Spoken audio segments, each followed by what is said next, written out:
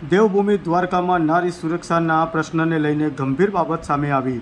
ઓખા મંડળના મીઠાપુરના સૂરજ કટારી વિસ્તારમાં રહેતા એક વૃદ્ધ મહિલાને પાડોશી દ્વારા કરવામાં આવેલ હેરાનગતિ અને જાનથી મારી નાખવાની ધમકીને બીકે મહેસાણાના સરનાથી બન્યા.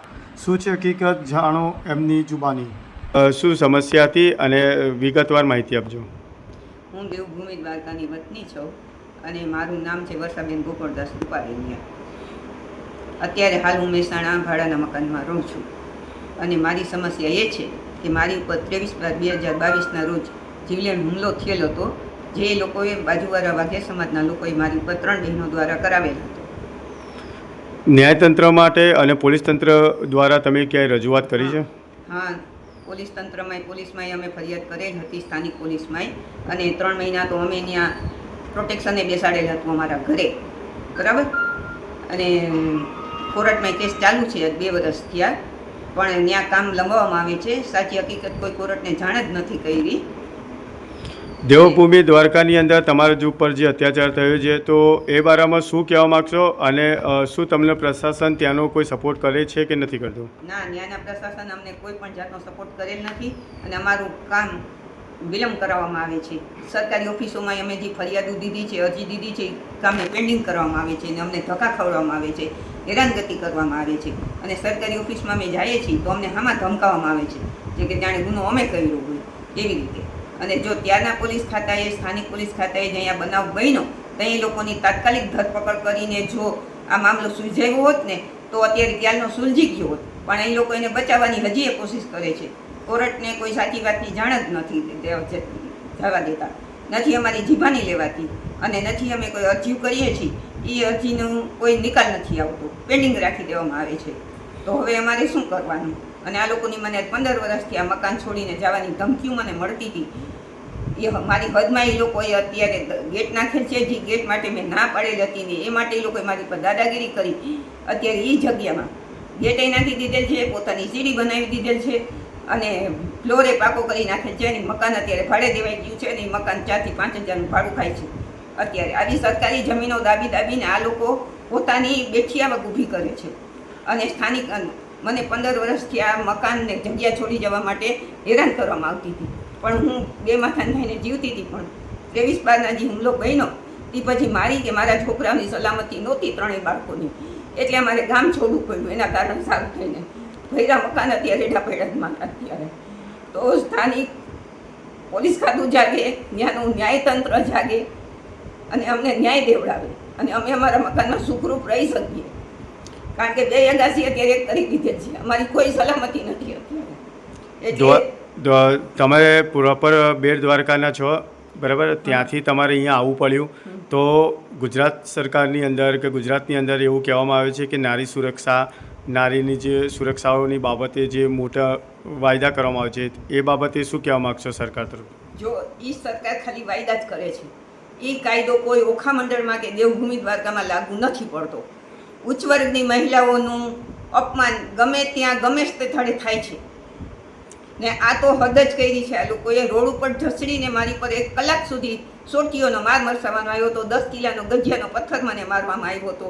પણ છતાંય આ લોકો પર એક દીએ આ લોકોને લોકઅપમાં રાખવામાં નથી આવ્યા કે એની કોઈ વ્યવસ્થિત ધરપકડ નથી થઈ કે સાચી વસ્તુ શું છે એ કોર્ટ સમક્ષ લેવાની પોલીસ તંત્ર દ્વારા કંઈ થયું જ નથી અને હજી એને બચાવવાની કોશિશ કરે છે. અમે સરકારી ઓફિસોમાં જાય છે તો અમને ધમકીઓ દેવામાં આવે છે, અમને સામા ધમકાવવામાં આવે છે, એક જાણે ગુનો અમે કર્યો.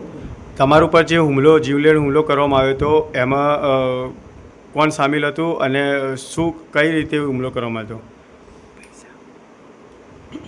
મારા ઉપર 3 બહેનો દ્વારા હુમલો કરવામાં આવેલો હતો. એક હતા વીરબાઈબેન રવાબા માણેક, બરાબર. બીજા હતા ચંપાબેન ગુમાનભા જામ અને ત્રીજી વ્યક્તિનું મેં મોઢું નહોતું જોયેલું, પણ એ માથે ઓઢી અને જે ઓલું નાકું પૂરેલ હતું એમાંથી સોટીયું કાઢીને દેતી હતી. એટલે 99% વીરબાઈબેનની દીકરી હોઈ શકે, 99% હતી 3 બહેનો. અને જે આ લોકો મેં નામ ઉમેરવાની માંગણી કરી છે એમાં ગુમાનભા જામ, રવાબા ડુડાબા માણેક, મેપાભા ખેતાભા જામ અને સોનીબેન મેપાભા જામ દ્વારા આ વસ્તુ થઈ છે. અને બધા ત્યાં એ લોકો ઘરની અંદર હાજર જ હતા અને 40-50 100-150 જણાનું ટોળું જોતું હતું, જે મદારીનો ખેલ જોવે ને એવી રીતે જોતું હતું, પણ મને કોઈ છોડાવવાનો પ્રયત્ન નથી કરેલ કે નથી કોઈ પોલીસ ખાતાને જાણ કરેલ. તો આનો મતલબ શું સમજવો? અને આ બહેનો જઈ મને મારતી હતી, 1 કલાક સુધી સોટીઓનો અત્યાચાર કરતી હતી. તો એ ખુદ બોલતી હતી કે તું આજ બચવાની નથી, તને આજ ભગવાને બચાવવા નહીં આવે, અને અમને તને મારી નાખવાના 10 લાખ રૂપિયા મળવાના છે, એટલે તને તું બચવાની જ નથી. આ સોપારી લઈને આ કામ થયું છે. આ અત્યાચાર મારી પર થતો હતો ને એ લોકો સોટીઓનો મારી પર વરસાવતા હતા.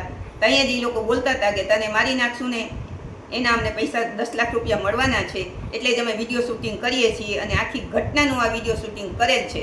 તો આનો મતલબ શું? હવે તમારી શું માંગ છે? મારી માંગ એ છે કે મારે એ વાઘેર સમાજે જે મારી હદ દાયબી છે ને એમાંથી હજી બાંધકામને, ચણતર કામને, ગેટને નાખ્યા છે એ બધું કાઢી નાખવામાં આવે. અમને પૂરી પ્રોટેક્શન દેવામાં આવે, પોલીસ ખાતાનું પૂરેપૂરું પ્રોટેક્શન આપવામાં આવે કે હું મારા કુટુંબ પરિવાર સાથે ત્યાં નિર્ભય રીતે રહી શકું. અને 2 અગાસી જે એક કરેલ છે એ જુદી કરવામાં આવે, કારણ કે અગાસીમાંથી છેડી નહીં અમને ગમે ત્યાં અમારી અગાસી સીડી ઉતરી મારી શકે એમ છે, મને ને મારા પરિવારને. એની નજર મારા મકાન ઉપર ને મારી માલ મિલકત ઉપર છે. સ્થાનિક એસપી અને કલેક્ટરે તમે જે રજૂઆત કરી છે તો એમના તરફથી તમને શું કેવો પ્રતિસાદ મળ્યો?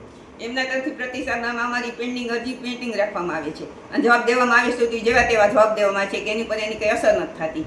અને કલેક્ટર સાહેબની પાસે અમે ગયા હતા રૂબરૂમાં, હું ને મારા વકીલશ્રી, તો અમને કીધું કે તમે એસપી સાહેબને મળતા જાજો. અમે એસપી સાહેબની ઓફિસમાં મળવા ગયા તો એસપી સાહેબને તો જાણે કેમ કહો કે આવી રીતે ચડાવીને રાખ્યા હોય, તે એને તો અમને હામાં ધમકાવ્યા કે તારું કાંઈ નહીં હાલે, તમે કેમ કહેશો એમ તો થશે જ નહીં. આ બધાય ખરીદાઈ ગયેલ છે, ન્યાયતંત્ર, પોલીસ તંત્ર બધાય ખરીદાઈ ગયેલ છે.